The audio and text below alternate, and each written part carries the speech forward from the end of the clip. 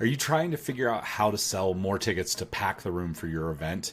I'm going to go through the top 3 ways that people fail when they go to sell tickets. This is the call that I get more than anything else is, hey, Steve, we're a week from the event, or Steve, we're a month from the event. We've got room for 500 people. We've sold 50 or 60 seats. What do we do?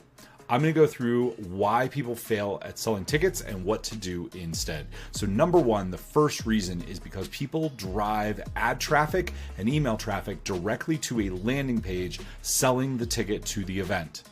I want you to put yourself in the buyer's shoes for a second. You have this challenge that you're thinking about solving. Maybe it's getting more leads in. Maybe it's losing weight.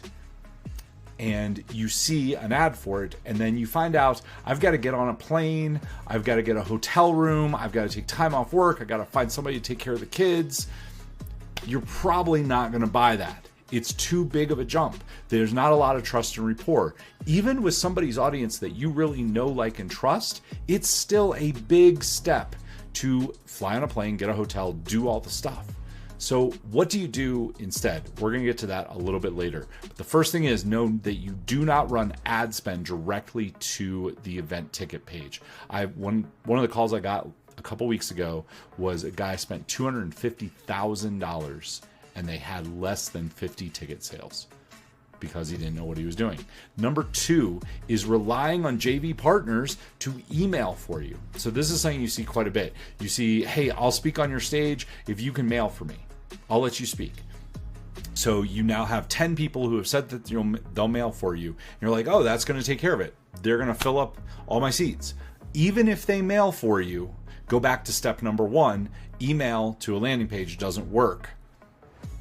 Chances are, though, that they're probably not going to mail for you. They mean well, but at most they're probably going to send 1 or 2 emails, not a lot of emails, because they've got other things going on. So the number 3 reason is using price as the driver for sales.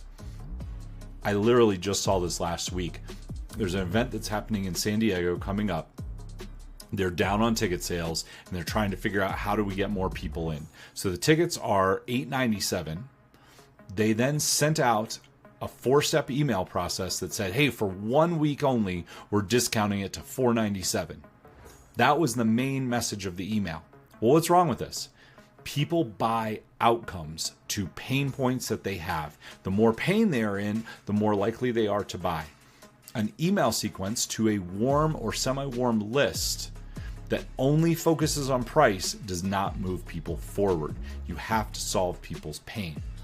In their emails, they didn't talk about, these are the things that you're going to leave the event with. These are the things that we're going to solve at the event for you. They didn't talk about any of that stuff. They didn't give case studies. They didn't show testimonials, nothing. So, of course, that didn't work. They got very, very few sales from that. So those are the 3 biggest mistakes. So what should you do instead? Well, it starts 6 months before the event. You need to find JVs that you can JV with, and instead of having them sell tickets, have them put people into a webinar for you. Have them put people into a challenge. You've got to do something out here that gets people warmed up to know, like, and trust you. And then what's the other reason that people buy? Because they want immediate access to something to fix their pain. Sell a course, sell a mini training, sell a book, sell anything that you can that gives them immediate action right now that they can take, and give the event ticket as a bonus. Doing something like that will really help move people forward. Now, there's a whole strategy to this, but ideally you want to start 6 months out and you want several JVs, then you want to run ads. Then there are other things that we build in. We retarget anyone who has come to any of that that's in the warm audience, and then we get them into pain and we solve their pain, but not with the event ticket. You have to solve it with other things and give the event ticket and then retarget and keep warming them up. All of that being said, it's a long process. It takes time and energy to do right. But if you do it well, just like the event I just hosted for Marisa, we had thousands of people in the audience because she had built it up 6 to 8 months out. We ended up doing millions of dollars in sales because of that, and she did not spend money on ads driving people directly to tickets. Okay, hope this was helpful. If there's anything I can help you out with, you can click the link down below. I'm happy to jump on a call with you and walk you through what this looks like, what you need to look for, and what pitfalls you need to avoid, and I will see you in the next video.